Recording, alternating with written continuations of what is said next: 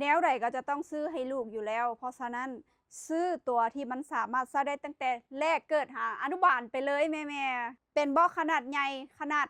80คูณ110เซนไปเลยซึ่งตัวเบาะนี้จะประกอบมีมุ้งเนาะมุ้งหมอนหนุนและหมอนข้าง1ใบตัวเบาะสามารถนอนได้ทั้ง2ด้านด้านนี้ก็นอนได้จะนอนแบบนี้เลยก็ได้หรือจะนอนแบบมีขอบก็ได้ในช่วงแรกเกิดแม่สามารถเอาขอบขึ้นได้เนาะตัวขอบสูงลูกดิ้นบ่ตกปลอดภัยพอลูกใหญ่ขึ้นแม่ก็เอาออกเนาะเอาออกสามารถเฮ็ดให้พื้นที่กว้างขวางขึ้นลูกสามารถนอนได้แบบฮอดอนุบาลเลยและตัวเบาะยังสามารถทอด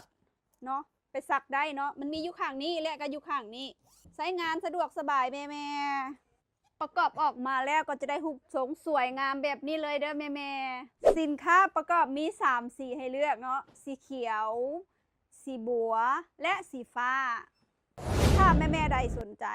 สามารถคอมเมนต์ทักอินบ็อกซ์หรือทักWhatsAppเข้ามาได้เลยเด้อ